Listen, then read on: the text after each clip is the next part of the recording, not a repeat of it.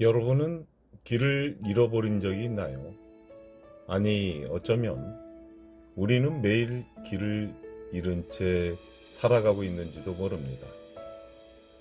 내가 서 있는 이곳이 정착지인지 아니면 잠시 거쳐가는 간이역인지조차 잊어버린 채 말이죠.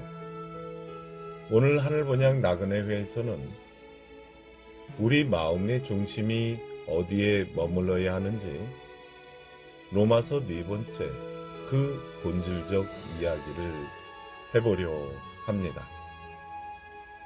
로마서 1장 17절은 우리에게 복음을 말하고 있습니다. 그런데 이 복음은 어제 오늘 갑자기 만들어진 유행가가 아닙니다. 아담이 이 땅에 첫 발을 내딛기 전 인류의 첫 세대가 시작되기도 전인 영세 전부터 하나님의 깊은 가슴 속에 감추어져 있던 하늘 비밀이었죠. 그 비밀이 예수라는 통로를 통해 우리 앞에 나타났을 때 그것은 단순한 소식이 아니라 하늘의 생명 그 자체였습니다. 여러분, 한번 상상해 보세요.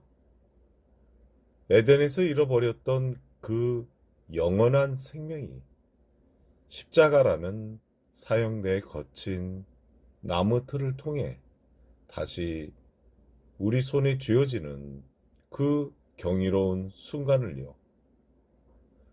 성경은 이 복음이 믿음에서 믿음으로 이르게 한다고 기록되어 있습니다. 이 문장이 참 오묘합니다.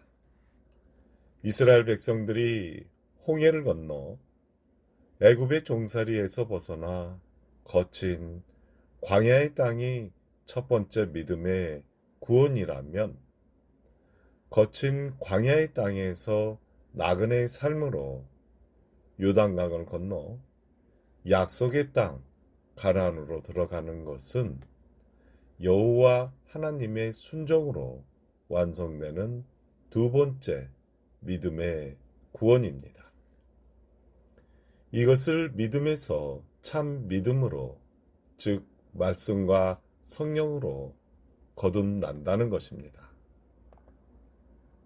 우리는 흔히 믿기만 하면 다 됐다고 생각하며 광야 한복판에 주저앉아 버리곤 합니다. 하지만 진짜 복음은 우리를 거기 머물게 하지 않습니다. 죄에서 해방된 그 기쁨을 넘어 이제는 예수님의 말씀을 내 삶의 본능으로 삼아 영생의 가난으로 뚜벅뚜벅 걸어가게 하죠. 그것이 바로 나그네 된 우리가 걸어야 할 진짜 믿음의 길입니다. 그런데 이 길을 위해서 우리는 자꾸만 육신의 소욕인 자기의 의라는 무거운 짐을 보따리에 챙깁니다. 욥의 이야기를 기억하시나요? 그는 부유했고 자식들은 훌륭했으며 온 마을 사람의 존경을 한 몸에 받았습니다. 그때 욥이 가졌던 그 은은 화려한 비단옷 같았죠. 하지만 재산이 날아가고 자식들을 잃고 온몸에 종기가 나서 죄 위에 앉게 되었을 때 그를 감싸던 사람들의 인정과 존경도 연기처럼 사라졌습니다. 욥은 그때 깨달았습니다. 아, 내가 가졌던 은은 내 환경이 만들어준 껍데기였구나. 여러분, 지금 여러분을 지탱하는 그 은은 무엇인가요? 남들이 알아주는 평판인가요? 아니면 내 안의 도덕적 자부심인가요? 그런 것들은 세월이라는 좀이 먹으면 금세 헤어지고 마는 더러운 옷과 같습니다. 우리가 입어야 할 유일한 옷은 이 세상이 나를 알아주지 않아도 내가 가장 낮은 곳에 처해도 변하지 않는 예수 그리스도의 말씀이라는 영원한 의복, 곧 세마포를 말하는 것입니다. 만약 우리가 이 영원한 의를 거절하고 내 본능의 목소리만 따라간다면 어떻게 될까요? 성경은 하나님의 진노가 그 위에 머문다고 경고를 합니다. 이 진노는 하늘에서 불벼락이 떨어지는 무서운 장면이 아닙니다. 오히려 내 마음속에서 조용히 일어나는 영적인 부패에 가깝습니다. 남이 잘 되는 것을 견디지 못하는 시기심, 나를 높이려는 끝없는 교만, 채워지지 않는 탐심, 이런 감정들이 내 영혼을 갉아먹고 있다면 그것이 바로 하나님의 진노 아래 있는 상태입니다. 진리이신 예수님의 말씀이 내 안에서 숨쉴 공간이 전혀 없는 그 답답하고 캄캄한 어둠의 믿음을 말하는 것입니다.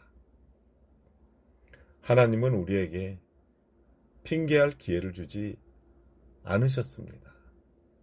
창밖의 거대한 상매, 밤하늘의 무수한 별들, 그리고 무엇보다 여러분의 가슴 속에서 끊임없이 속삭이는 하늘 양심이라는 거울을 통해 당신의 능력과 신성을 분명히 보여주셨습니다. 나는 나그네인가? 아니면 이 세상 땅의 주인인가?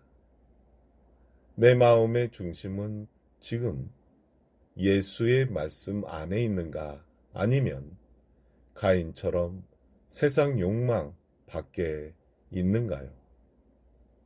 사랑하는 나그네 여러분, 복음을 부끄러워하지 마십시오. 세상의 눈으로 볼 때 나그네의 삶은 초라하고 낮아 보일지 모릅니다. 하지만 그 낮은 길 끝에는 영원한 생명이 기다리고 있습니다. 오늘 하루 내 안의 육적 소욕인 자기의 의를 내려놓고 오직 주님의 말씀이라는 지팡이 하나만 의지해 하늘 마음으로 한 걸음 더 내딛는 우리가 되길 소망합니다. 여러분의 마음 중심이 머무는 그곳에 하나님의 평강이 깃들기를 기도합니다. 지금까지 나그네 길의 겐 족속 작가였습니다.